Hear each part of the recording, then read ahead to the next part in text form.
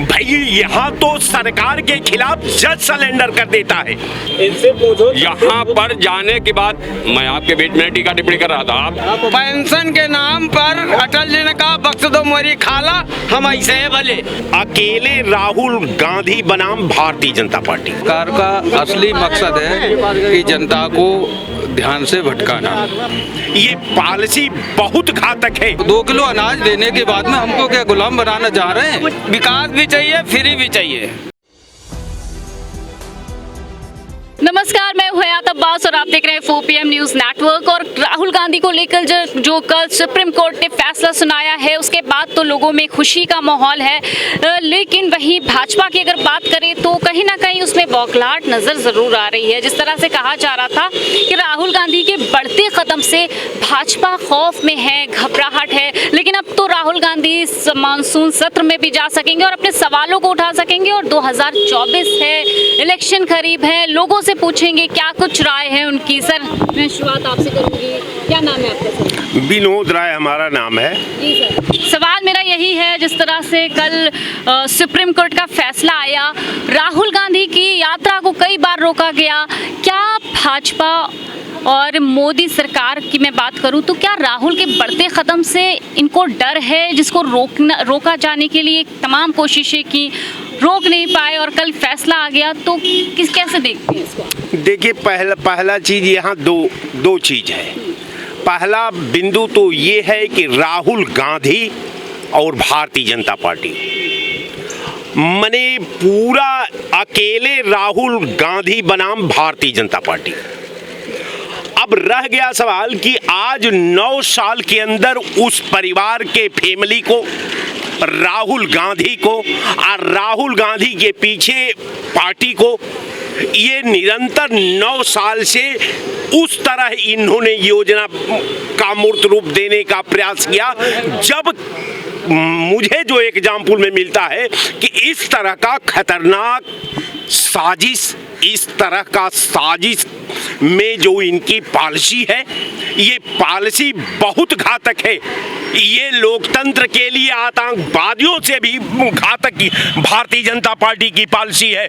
इसके पॉलिसी में गुजरात की न्यायपालिका, गुजरात की सरकार, भारत सरकार, यहाँ प्रधानमंत्री और गृह मंत्री, ये सारे जो है संदेह के घेरे में हैं।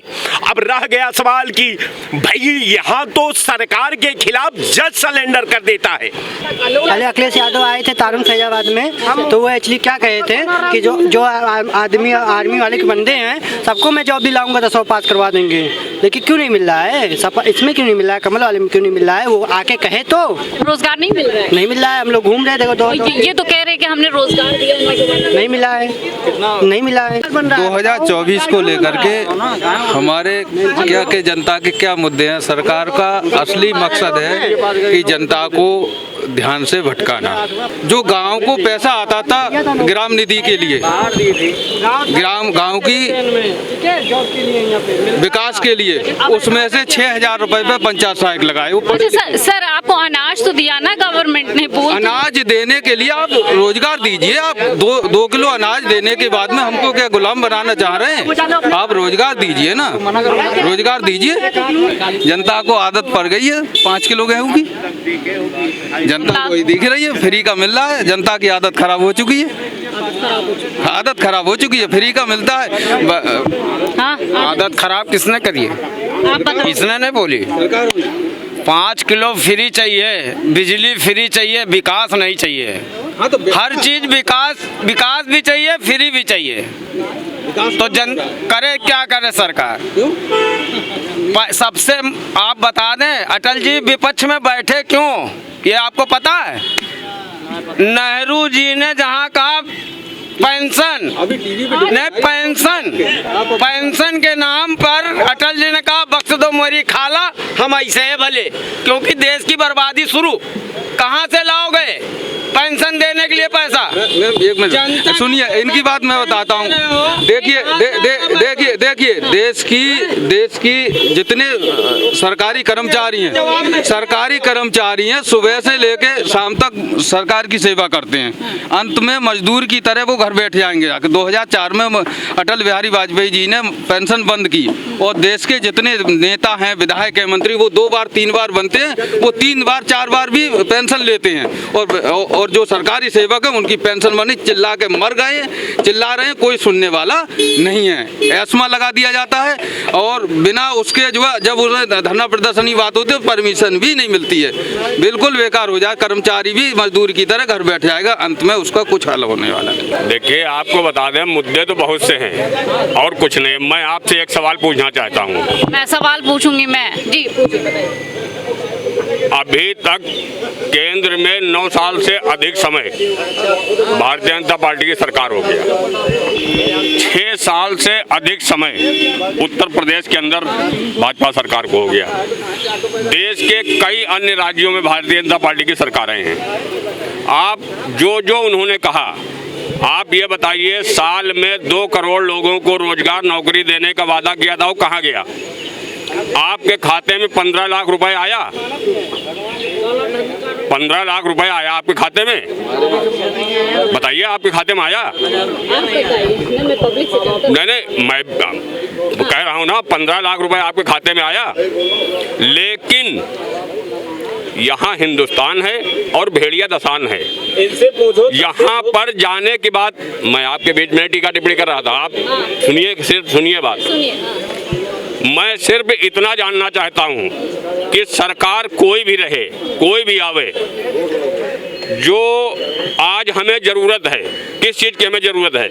हमें ज़रूरत है शिक्षा की, हमें ज़रूरत है स्वास्थ्य की, हमें ज़रूरत जिन चीज़ों की है उनको तो फ्री नहीं दे रहे हैं।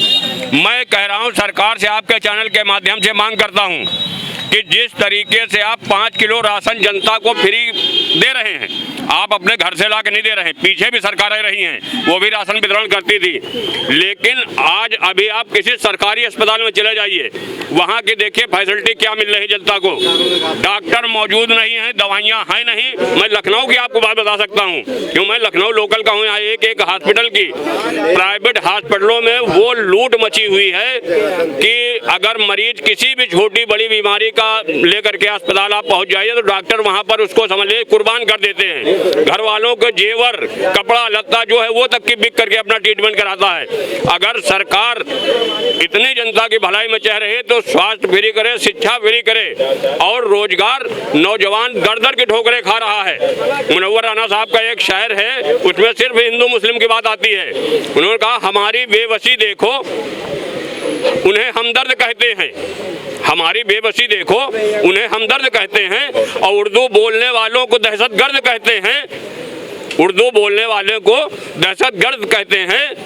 अगर दंगाइयों पर तेरा कोई बस नहीं चलता, अगर दंगाइयों पर तेरा कोई बस नहीं चलता तो फिर सुन ले हुकूमत, हम तुझे नामर्द कहते हैं।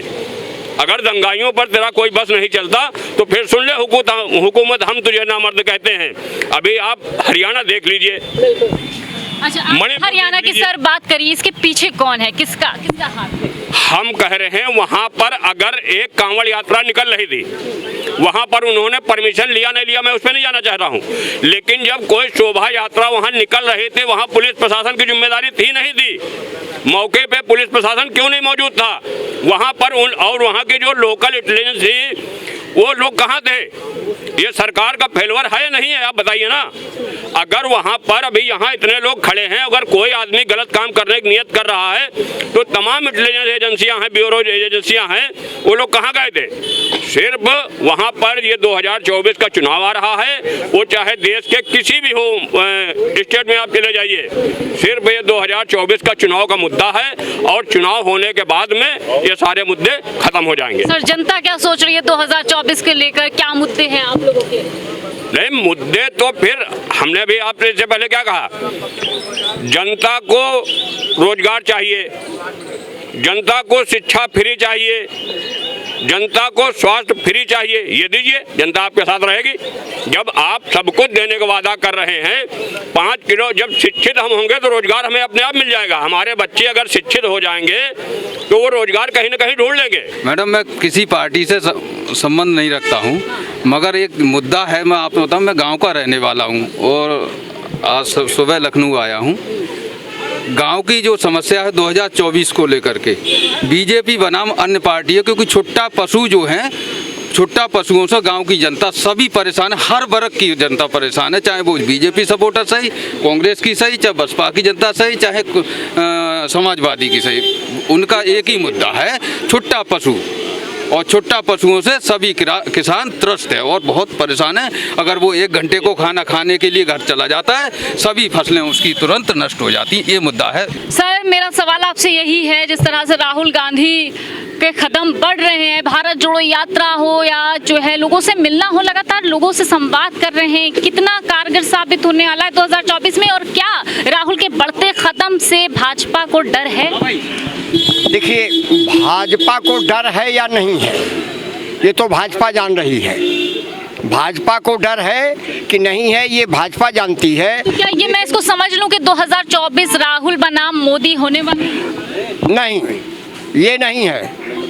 38 बनाम 26 की लड़ाई होगी, 38 बनाम 26 की लड़ाई होगी और इंडिया नमस्ते होगा, इसमें कहीं दो राय नहीं। समझ रहे, सब डांट ही रहेगा। इसीलिए बाल काला है, इसीलिए बाल काला है, इसीलिए बाल काला है। बाल काला हो या सफेद हो, उससे मतलब नहीं, 2 ही रंग बाल के बनाए गए, तीसरा रंग आप अपने आप चढ़ाएं। तो राहुल गांधी का जिस तरह से लोगों के बीच आकर संवाद कर रहे हैं, लोगों से मिल रहे हैं, कहीं ना कहीं राहुल का मैजिक छा रहा है लोगों के दिल और दिमाग पर, क्योंकि वो जिस तरह से इतनी मेहनत कर रहे हैं, लोगों के मुद्दे सुन रहे हैं, लोगों के बीच जा रहे हैं, कहीं ना कहीं जनता उनसे काफ़ी प्रभावित है। और साफ तौर पे जनता का कहना है कि 2024 में नफरतों को हटाने के लिए तो मोहब्बत की दुकान खोलनी पड़ेगी। कैमरा पर्सन सत्यनारायण के साथ मैं हयात अब्बास, 4PM न्यूज़।